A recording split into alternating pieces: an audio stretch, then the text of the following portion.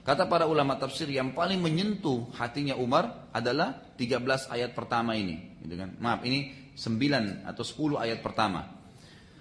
Ayat keempat tadi, yaitu diturunkannya dari Allah. Siapa itu Allah? Yang menciptakan bumi dan langit yang tinggi. Tidak ada lagi. Semua ada dalamnya, semua diciptakan oleh Allah SWT. Yaitu Tuhan yang maha pemurah, yang bersemayam di atas arsy-Nya, singgasananya. Kepunyaannya lah semua tidak terkecuali yang ada di langit, semua yang ada di bumi, semua di antara keduanya, dan semua yang di bawah tanah. Kalimat ini agung ya Bapak Ibu sekalian. Jadi kalau kita beli misalnya beberapa petak tanah, komplek perumahan, atau kita tahu ada seseorang punya beberapa petak tanah, itu dia sebenarnya cuman nyewa dari Allah, cuman sebentar aja, bukan dia pemiliknya. Allah yang pemilik semua ini, Allah yang ciptain. Kita ini cuma sekedar, oh iya beli gelas ini, oh iya beli tanah ini, oh iya beli buah ini. Tapi yang ciptain semua adalah Allah. Ini kalimat agung, kan gitu. Yang harus kita tahu. Makanya semua ini akan dikembalikan kepada Allah. Tidak ada yang dibawa mati. Semua habis gitu kan. Tidak ada yang dibawa, nggak boleh. Ada yang boleh bawa tanahnya, keramik rumahnya, ya. Bawa rumahnya ke kuburan, ada yang mau bawa? Gitu. Habis. Atau rumahnya dibongkar semua dijadiin kuburan dia, tapi sama juga dia yang masuk ke dalam rumahnya, bukan rumahnya yang masuk ke dia, gitu kan? Nggak bisa, karena semua apa? Miliknya Allah, nggak bisa. Kita nggak bisa buat apa-apa gitu. Kita akan tinggalkan kembali. Dan ini kalimat yang luar biasa. Kalau kita faham ini jemaah sekalian, semua milik Allah, maka tidak ada yang mustahil. Minta kepada Allah SWT penciptanya. Kalimat la ilaha illallah sekali lagi memberikan ketenangan, karena kita tahu kalau kita sakit, yang ciptain penyakit Allah, Allah yang mampu angkat, bukan dokter. Gitu. Dokter hanya begitu saja. Saya lapar, yang bisa berikan makan Allah, gitu kan? Allah SWT segala sesuatunya. Dan jika kamu mengeraskan suaramu, maka sungguhnya dia mengetahui rahasia dan yang lebih tersembunyi. Kalau seandainya kamu ngerasin suaramu, itu Allah tahu.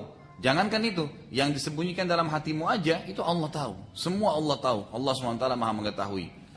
Hati-hati jemaah sekalian, saya sering sampaikan dalam pengajian saya, kadang-kadang di depan mata kita ini, kita anggap itu benda mati ya. Tapi itu hidup di mata Allah Subhanahu wa ta'ala. Hati-hati. Contoh, batu. Kan?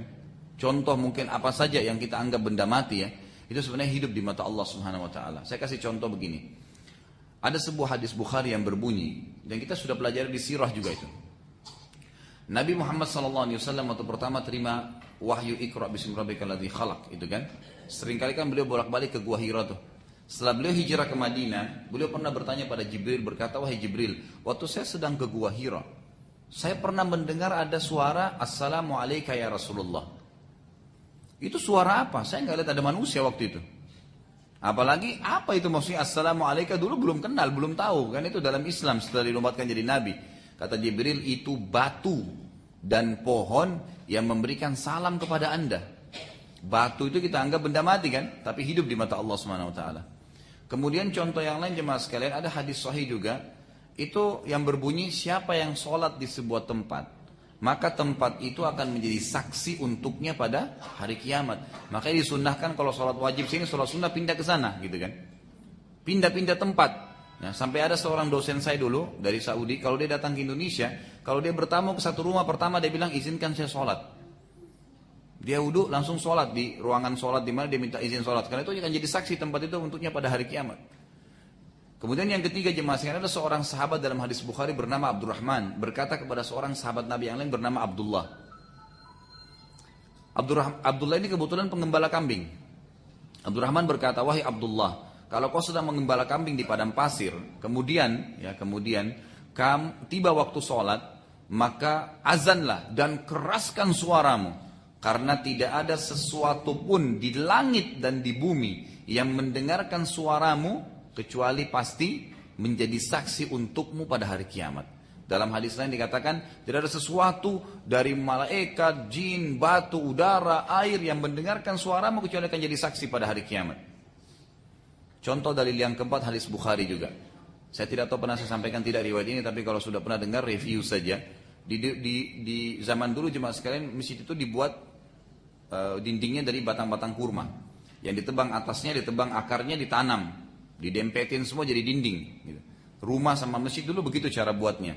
Kebetulan di depan mihrabnya Nabi SAW itu ada batang kurma yang besar sekali. Besar sekali, dan itu sudah ditebang, atasnya ditebang akarnya. Jadi bagi kita sudah mati. Seperti pohon-pohon yang kalau kita tebang gitu kan, batangnya sudah kita bisa pakai kan gitu, karena dianggap sudah mati. Nah ini contohnya.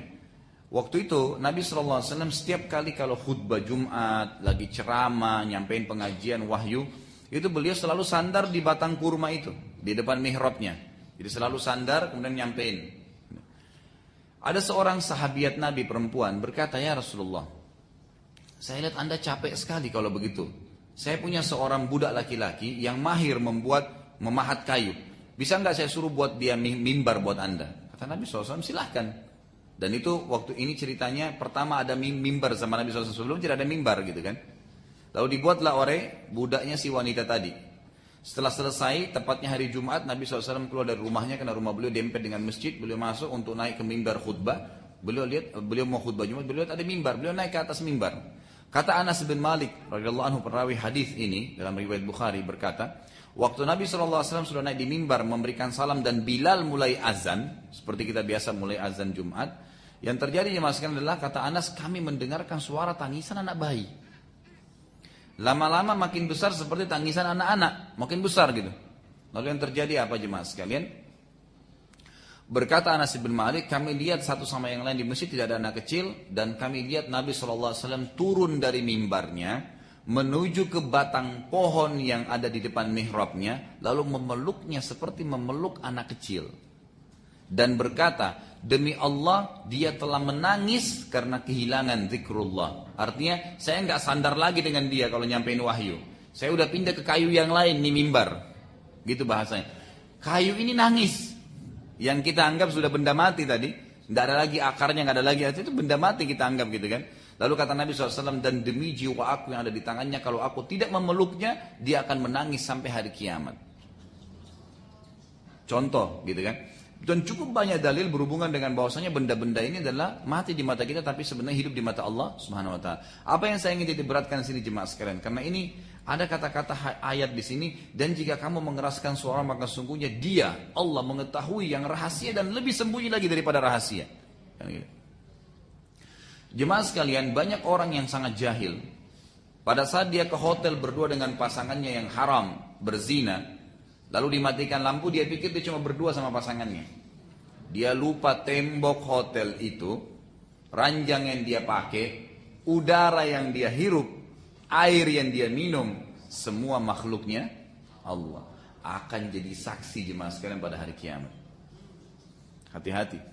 Lampunya, udaranya, gordennya, semua besi-besi di ranjang itu, kayunya akan jadi saksi pada hari kiamat. Bahkan tubuh kita sendiri jemaah sekalian akan menjadi saksi pada hari kiamat. Dalam hadis Bukhari dikatakan, ada seseorang nanti hari kiamat setelah Raqib dan Atid nyampein laporannya, ternyata laporan Atid lebih banyak, dosa-dosanya lebih banyak. Maka dia bilang, saya tidak percaya ini semua ya Allah. Gak mau percaya, gak mau terima Raqib dan Atid. Baik, Allah bilang, siapa yang kau percaya? Saya cuma percaya diri saya sendiri. Kata Allah, baiklah. Lalu kata Nabi SAW, Allah kunci mulutnya. Lalu Allah buat seluruh anggota badannya bicara. Matanya bilang, cerita histori. Ya Allah, saya pada hari kesekian, saya pernah melihat yang haram. Ya Allah, hari kesekian, semua sejarahnya sampai dia mati. Apa yang matanya pernah buat pelanggaran. Lalu telinganya bicara, ya Allah memang saya pernah dengar pada tanggal hari ini, pada jam ini, dini, dan seterusnya sampai dia mati. Kemudian tangannya bicara, ya Allah saya pada hari ini memegang. Kakinya, kemaluannya pun bicara. Iya ya Allah saya pernah berzina pada hari ini. Histori sampai dia mati. Sudah selesai. Lalu Allah buka mulutnya, dibuat bicara. Lalu apa yang dia mengatakan? Lima syahidtum alaina. Kenapa kalian ini memberikan kesaksian diri sendiri? Padahal tadi saya mau tolong kalian. Dia bicara sama tubuhnya. Semua anggota tubuhnya tadi yang berikan kesaksian berkata, Antakanallahu alladhi antaka kulla syai. Kami dibuat bicara oleh Allah yang membuat segala sesuatunya bicara. Jadi hati-hati jemaah sekalian. Sampai ulama salaf mengatakan, siapa yang meminum air atau memakan makanan, kalau dia orang beriman dan bertakwa, maka makanan minum itu bisa berbicara mengatakan apa? Saya bersyukur karena akan menjadi bagian dari tubuhmu. Kalau dia orang fasik, ahli maksiat, maka itu bicara, mengatakan kalau bukan takdirnya Allah, saya tidak akan pernah terima bagian dari tubuhmu. Jadi hati-hati. Gitu kan? Semua ini memberikan kesaksian pada kita. Udara yang Bapak Ibu hirup itu yang 1 juta kali memberikan kesaksian pada saat saya sedang dihirup ya Allah, dia sedang berzina. Pada saat dia hirup ya Allah, dia sedang sholat sujud, dia sedang berdoa. Jadi seterusnya. Jadi hati-hati. Ini semua akan ada pertanggungjawabnya jemaah sekalian. Dan mudah-mudahan saja insya Allah kalau Allah mudahin, Bapak Ibu doain saya menulis buku judulnya Saudaraku, ya, biarkanlah rakib yang mencatat amalmu dan bukan atid. Tujuannya itu bagaimana memotivasi umat Islam agar mengisi hidupnya semua ibadah. Karena kalau tidak kita rugi. Ingat ya, kesempatan ibadah tidak akan terulang Bapak Ibu sekalian. Tidak akan terulang. Mohon maaf, setiap materi Anda perhatikan sirah saya tidak pernah fokus baca terus. Apa yang saya bisa hubungkan dengan masalah iman, maka saya akan tambahkan. Karena itu yang penting, kan gitu. Jadi kita ambil pelajaran-pelajaran besar dari situ. Jadi biarkan rakib yang catat jemaah sekalian, bukan atid. Kalau rakib catat alaihissalam, Anda akan bahagia di dunia dan di akhirat. Kalau atid yang catat, Anda akan susah. Karena akan dihisab hari kiamat, berat. Dan itu, berat sekali. Nah bagaimana caranya supaya rakib catat? Kenali jadwalnya rakib. Rakib itu punya jadwal rutin, punya jadwal lepas. Mau tahu nggak? Oh cuman sedikit ya. Biar rakib yang sampaikan langsung ya. Baik. Saya sampaikan gini jemaah sekalian, jadwal rutin itu kan seperti misalnya bangun tidur baca doa, kemudian sholat sunnatul fajar, kemudian sholat subuh, kan gitu. Habis itu ada zikir pagi. Istirahat sebentar ada duha kayak sekarang.